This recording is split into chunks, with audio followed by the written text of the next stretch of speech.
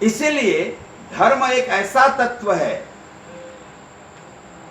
कि कभी वह उस पर सार्वभौम व्याख्या नहीं हो सकती।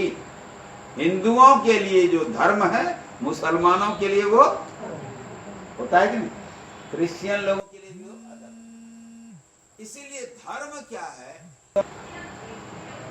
जब धर्म कर्तव्य पर पर्यवसित होता है तो सुरक्षा करना धर्म है। किसकी सुरक्षा?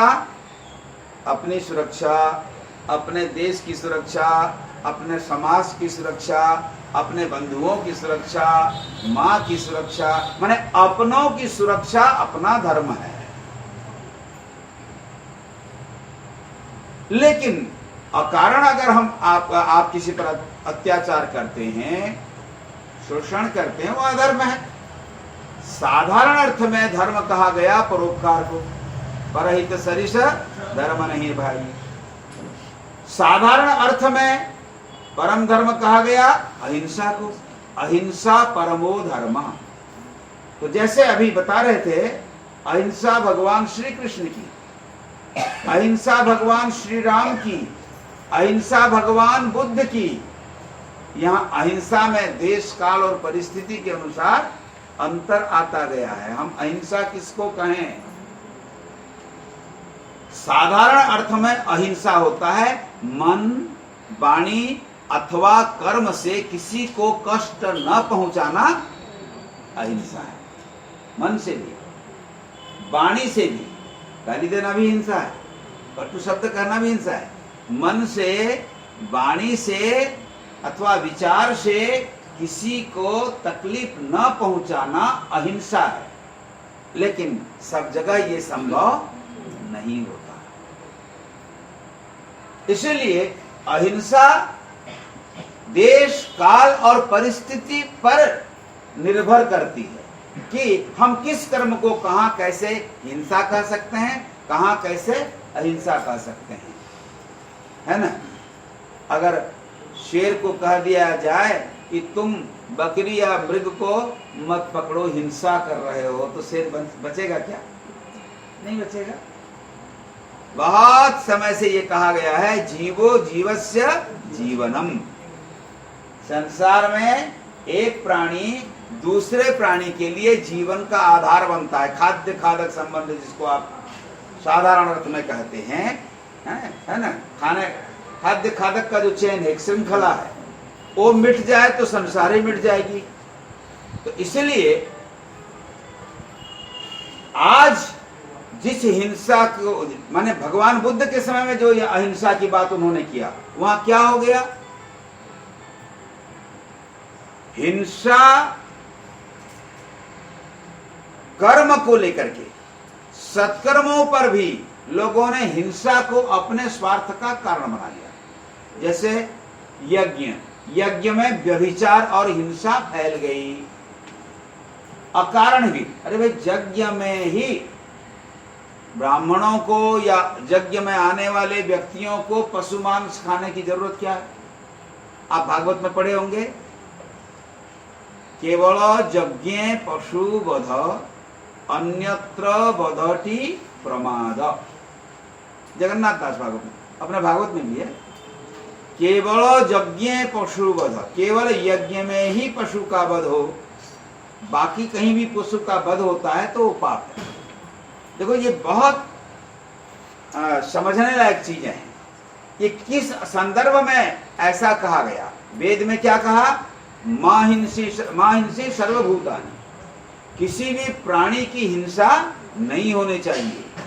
उस जमाने में भी गौमांस खाने वाले लोग थे, इसीलिए वेद में कहा गया गावो विश्वस्य मातरः, गौ विश्व की माता है, उसकी हिंसा नहीं करनी चाहिए। अगर वेद में ये बात कही गई है तो इसका मतलब उस जमाने में भी थे। और भागवत में तो मैंने आपको सुनाया है ना। ये हिरणाक्ष, हिरण्यकशिपु इत्यादि के टाइम में, रावण इत्यादि के समय में असुरों का होता क्या है? असुरों का पहला कार्य होता है ब्राह्मणों को, ऋषि मुनियों को सताओ, मारो, गौ की हत्या करो, और जो भी उत्तम कर्म है उनके विरोध में जो है आप खड़े हो जाओ। तो समाज में जो है भय का वातावरण हो जाए, समाज आतंकित हो जाए, समाज में आतंक और भय का वातावरण पैदा करके असुर लोग उसका लाभ लेते हैं, असुर लाभ लेते हैं। यद्यपि उसका परिणाम क्या होता है वह भी भोग नहीं कर सकते, क्योंकि पाप करने वाला व्यक्ति अधिक दिन यहाँ जिंदा नहीं रहता। ये भी प्राकृतिक नियम है, ये भी जानना है। अभी देख रहे हो कि दुनिया में बहुत ऐसे ऐसे संगठन हैं जो केवल लोगों को आतंकित करते हैं, मारते हैं, हत्या करते हैं, लेकिन वो भी अधिक दिन तक नहीं टिकते। आप गांव या शहर में देखना, कोई व्यक्ति ऐसा पैदा होता है, दादा बन जाता है, गुंडा बन जाता है और बहुत कम दिनों में इतना परेशान कर देता है कि गली मोहल्ला में लोग आतंकित हो जाते हैं। होते हैं कि नहीं? लेकिन देखना ऐसे लोगों की जिंदगी अधिक दिन नहीं रहती। पहली बात, अहिंसा की प्रवृत्ति आपके अंदर तभी आएगी जब जीवों पर आप आत्मस्वरूप देखेंगे और जीवे दया, जीवों के प्रति आपके अंदर में दया का भाव प्रकट होगा। तो धर्म की रक्षा के संदर्भ में हिंसा सब अपने अपने ढंग से करते हैं। अरे अन्य धर्मों में करते हैं, जिहाद की बात चली रही है, वो लोग भी जिहाद करते हैं, लेकिन धर्म युद्ध जो गीता में कहा गया है वो अन्य जगहों की तुलना में बिल्कुल अलग है। भगवान श्री कृष्ण ने जिस हिंसा को माम अनुस्मर और युद्ध, मेरा स्मरण करते हुए युद्ध भी करो, युद्ध में तो हिंसा ही होती है ना, लेकिन भगवान कृष्ण का कहने का तात्पर्य है मुझे मत भूलो, मुझे मत भूलो। उन्होंने सर्वहित रते सर्वभूत हिते रता भी कहा है कि समस्त प्राणियों में रत रहना है, सब प्राणियों के हित की चिंता करनी है, लेकिन उसके साथ साथ युद्ध भी करना है। युद्ध में हिंसा ही होती है, युद्ध कर्म है, कर्म में भी हिंसा होती है। आप देखिए हमारे यहाँ 5 यज्ञों की है गृहस्थों के लिए चर्चा है, क्योंकि घर में भी आप जो भी करते हैं, सब्जी काटने से लेकर चावल धोने तक, सब में हिंसा है। सूक्ष्म प्राणियों से लेकर के बड़ों तक की हत्या हो जाती है। तो हमारे शास्त्रों में ये भी व्यवस्था है कि हिंसा नहीं होनी चाहिए, लेकिन ये भी व्यवस्था है कि क्लैब्यम माश्मगमः पार्थ, अर्जुन नपुंसक मत बनो। जब धर्म पर कुछ होता है, धर्म पर आक्रमण होता है, जब दैवी संपदा, दैवी परंपरा पर आक्रमण होता है, तब तुम उसकी सुरक्षा के लिए खड़े हो जाओ। तो बुद्ध की अहिंसा केवल एक प्रतिक्रिया थी। द्वापर युग में भगवान कृष्ण ने जो हिंसा या महाभारत युद्ध में जो कुछ हुआ उसकी चर्चा जो गीता में भगवान ने की, भगवान कृष्ण की अहिंसा और हिंसा को हमको समझना है। मैं तो सब जगह कहता हूं किसी को अगर धर्म को समझना है तो गीता के आधार पर समझो, तो जीवन में कभी धर्म संकट पैदा नहीं होगा। अहिंसा और हिंसा के विषय में समझते हो तो गीता के अनुसार भगवान श्री कृष्ण की हिंसा और अहिंसा की व्याख्या को अगर समझोगे तो जीवन में कभी भी आपको तकलीफ नहीं आएगी। और बुद्ध की अहिंसा, देखो कई बार तो लोग बुद्ध को,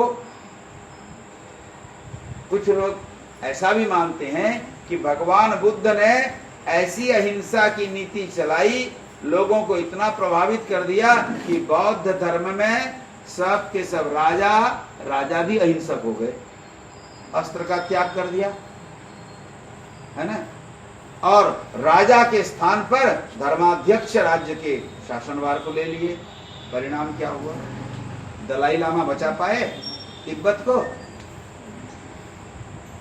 वहां शस्त्र भंडार के पास दलाई लामा की जीवनी पढ़ लेना, लिखा है उन्होंने, तिब्बत से वो कैसे पलायन किए। तो शस्त्र भंडार के जगह पर उनके पास वस्त्र भंडार भर गया। मेरा पलायन उन्होंने लिखा है, पढ़ लेना। राजा अगर अहिंसक हो गया तो प्रजा की सुरक्षा नहीं कर सकता। इसीलिए राजा जो धर्माधिकारी है, दंडाधिकारी है, वो हिंसा और अहिंसा उसको समझना चाहिए, जिसकी बात अभी युधिष्ठिर की कर रहे थे। तो आज मैं ये कहना चाहूँगा, हमें अहिंसक बनना है, लेकिन अहिंसक बनना है, नपुंसक, मेरी बात समझ रहे हैं? अहिंसक बनना है, नपुंसक नहीं बनना है। हमें अपने अस्तित्व की रक्षा के लिए युद्ध करना है, और हमारा अपना अस्तित्व की रक्षा क्या है? हमारा अस्तित्व क्या है? आत्मचेतना। ऋणवंतो विश्वमार्यम, हमें विश्व को श्रेष्ठ बनाना है, विश्व में आत्म चेतना का विस्तार करना है, और विश्व में हमें यही दिखाना है कि सब आप मेरे अपने परिवार के हो, कुटुंब के हो, इस भावना को। तो इसके लिए ये सारी व्यवस्था है।